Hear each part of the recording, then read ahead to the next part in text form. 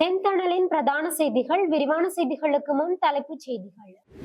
நடைபெற்று முடிந்த நாடாளுமன்ற தேர்தல் முடிவுகளுக்கு மதிப்பளித்து எம்.ஏ. சுமந்திரன் நாடாளுமன்ற தேசிய ஆசனத்தை பெற வேண்டாம் என அமெரிக்க புலம்பெயர் தமிழர்கள் வலியுறுத்தியுள்ளார்கள்.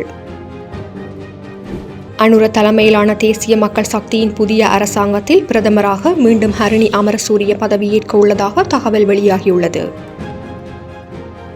புதிய அரசியல் மற்றும் புதிய உலகின் சவால்களை எதிர்கொள்ள ஐக்கிய மக்கள் சக்தி மாற்றங்களுக்கு உள்ளாக வேண்டும் என்று நாடாளுமன்ற உறுப்பினர் அஜித் பி பெரேரா தெரிவித்துள்ளார். அரசியலை விட்டு விலகப் போவதில்லை என்று முன்னாள் ஜனாதிபதி மஹிந்த ராஜபக்ஷ தெரிவித்துள்ளார். சர்வதேச நாணய நிதியத்தின் பிரதிநிதிகள் குழு ஒன்று இன்று இலங்கைக்கு விஜயம் செய்துள்ளதாக தகவல் வெளியாகியுள்ளது. கண்டியில் மற்றொரு நவீன சொகுசு டிஃபெண்டர் ஜீப் வண்டியொன்று கண்டுபிடிக்கப்பட்டுள்ளது.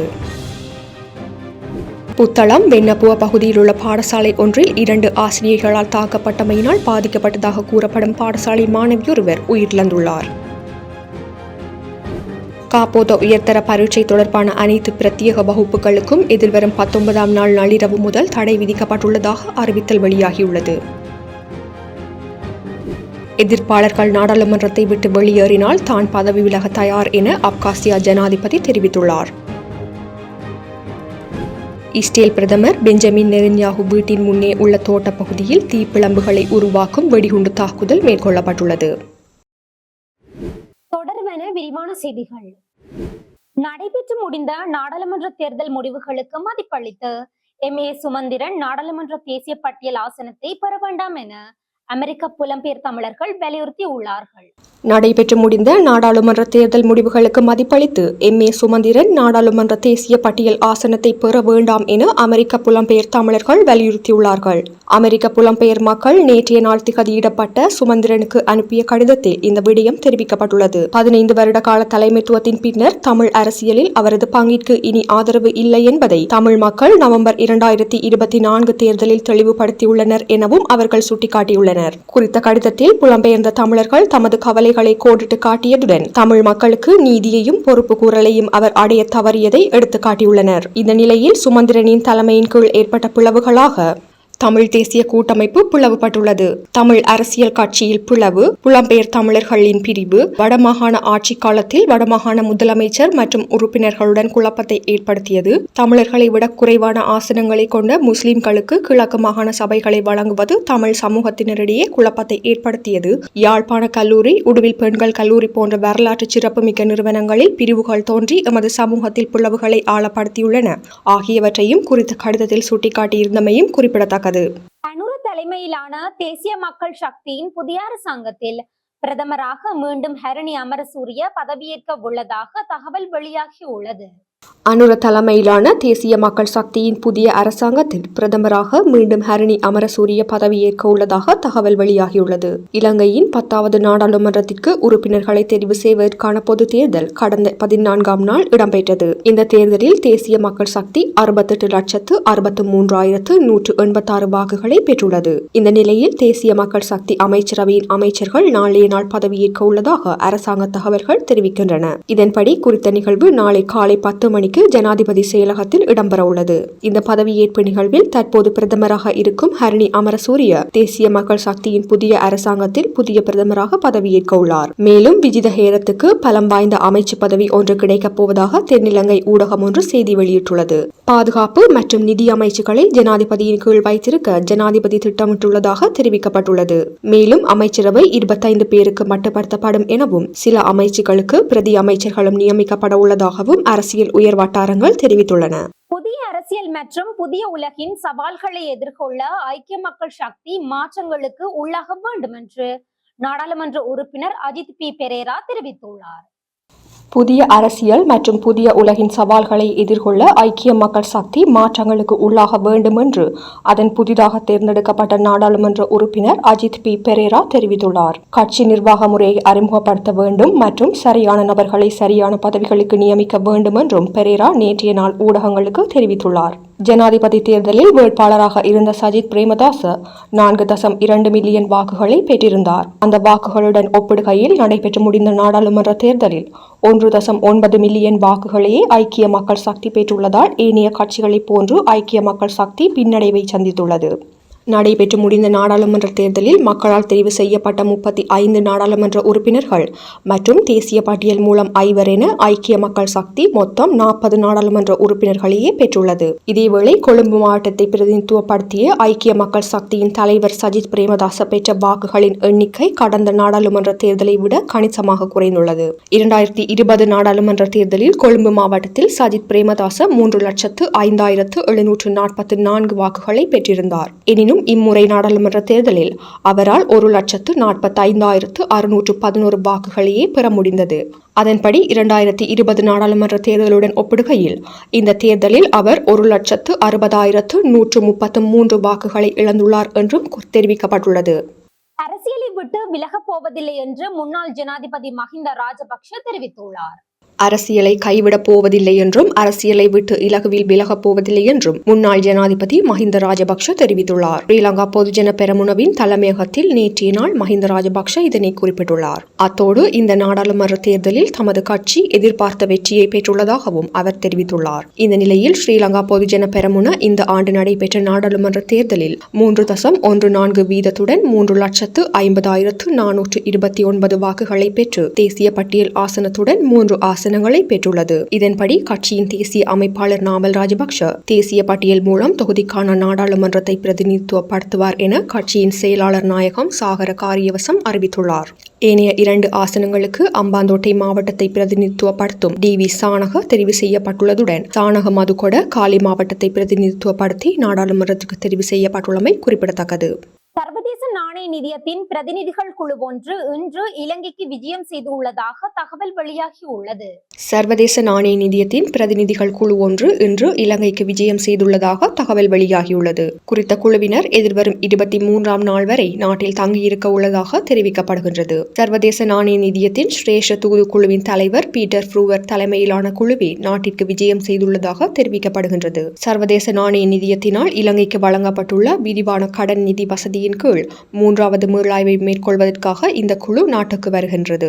இந்த நிலையில் குறித்த மீளாய்வின் பின்னர் சர்வதேச நாணய நிதியம் அடுத்த கடன் தவணையை இலங்கைக்கு வழங்க உள்ளதாக தெரிவிக்கப்பட்டுள்ளது. இதேவேளை தற்போதைய அரசாங்கத்தின் பொருளாதார கொள்கைகள் தொடர்பில் இலங்கைக்கு வரும் குறித்த குழுவினர் விரிவாக கலந்துரையாட உள்ளதாக குறிப்பிடப்பட்டுள்ளது.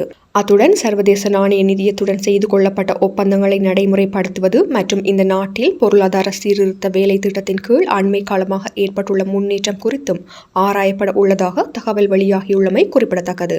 கண்டியில் மற்றொரு நவீன சொகுசு டிபெண்டர் ஜீப் வண்டி ஒன்று கண்டுபிடிக்கப்பட்டுள்ளது. கண்டியில் பல சொகுசு வாகனங்கள் தொடர்ந்து கண்டுபிடிக்கப்பட்டு வந்த நிலையில் மற்றொரு நவீன சொகுசு டிஃபெண்டர் ஜீப் வண்டியொன்று கண்டுபிடிக்கப்பட்டுள்ளது. குறித்த வாகனமானது நேற்று கண்டி தலைமையக காவல்துறையினரால் மீட்கப்பட்டுள்ளதாக தெரிவிக்கப்படுகின்றது. இந்த சொகுசு வாகனம் கண்டியில் உள்ள முன்னணி மீன் விற்பனை வர்த்தகர் ஒருவருக்கு சொந்தமானது என்றும் தெரிவிக்கப்பட்டுள்ளது. பதில் காவல்துறை மா அதிபருக்கு கிடைத்த நேரடி முறைப்பாட்டுக்கமைய இந்த வாகனம் கைப்பற்றப்பட்டுள்ளதாக தெரிவிக்கப்படுகின்றது.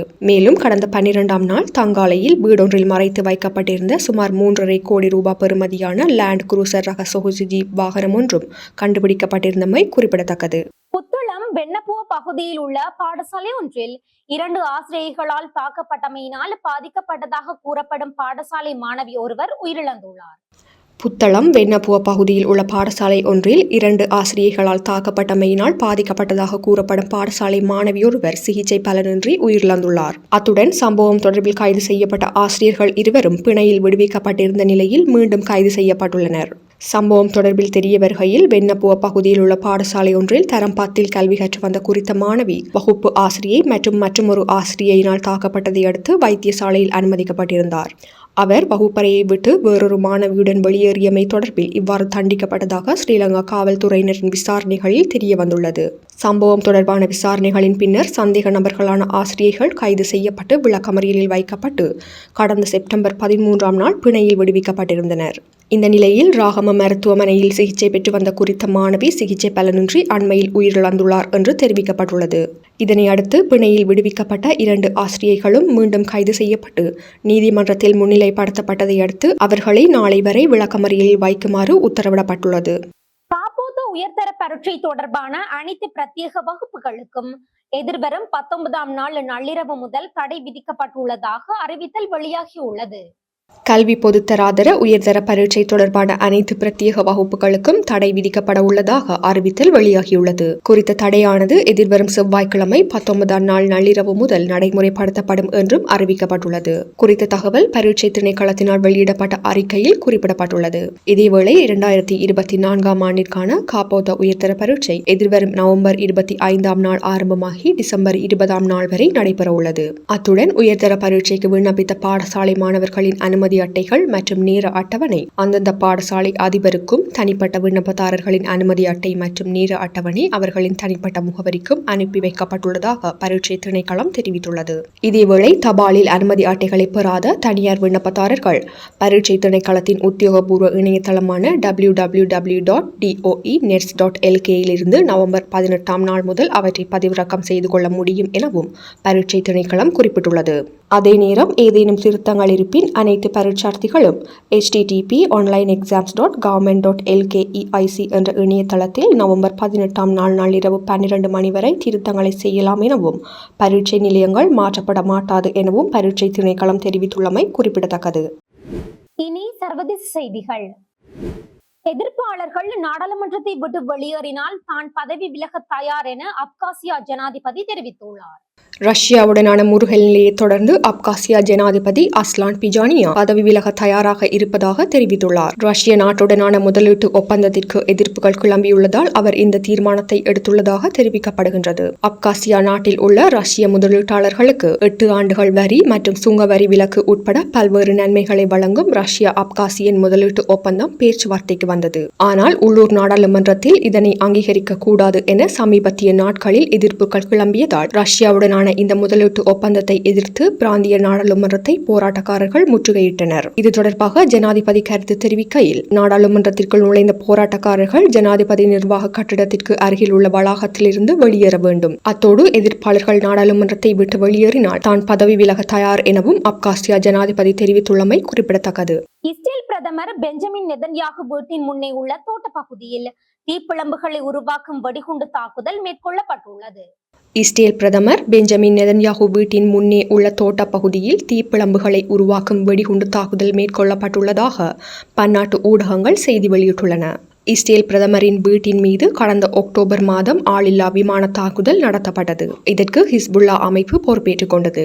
இஸ்ரேலுக்கும் ஹமாஸ் அமைப்பினருக்கும் இடையே ஓராண்டிற்கும் மேலாக போர் நீடித்து வருகின்றது. ஹமாஸ் அமைப்பினரை முற்றிலுமாக ஒழித்து கட்டும் வரை ஓய மாட்டோம் என கூறியுள்ள இஸ்ரேல் காசா மீது தாக்குதலை முன்னெடுத்து வருகின்றது.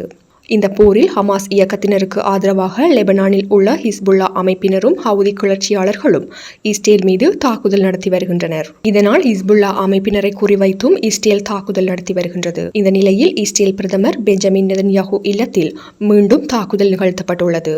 மத்திய இஸ்ரேலில் உள்ள சிசேரியா நகரத்தில் நெதன்யாகுவின் வீட்டிற்கு வெளியே உள்ள முற்றத்தில் ஃபிளேர்ஸ் எனப்படும் தீப்பிழம்புகள் கிளம்பும் குண்டு விழுந்து தீப்பற்றி எரிந்துள்ளது. இது தொடர்பான காட்சிகள் தற்போது சமூக வலைதளங்களில் வெளியாகி பெரும் பரபரப்பை ஏற்படுத்தியுள்ளது. இந்த தாக்குதல் மிகவும் தீவிரமான விடயம் எனவும் ஆபத்தை அதிகரிக்கும் செயல் எனவும் இஸ்ரேல் பாதுகாப்பு படை தெரிவித்துள்ளதுடன் இது தொடர்பாக விசாரணையையும் இஸ்ரேல் பாதுகாப்பு படை மேற்கொண்டு வருகின்றது. எனினும் இந்த தாக்குதலுக்கு பின்னணியில் யார் உள்ளனர் என்ற விவரம் தற்போது வரை வெளியாகவில்லை. இத்துடன் செய்திகள் நிறைவடைகின்றன. வணக்கம்.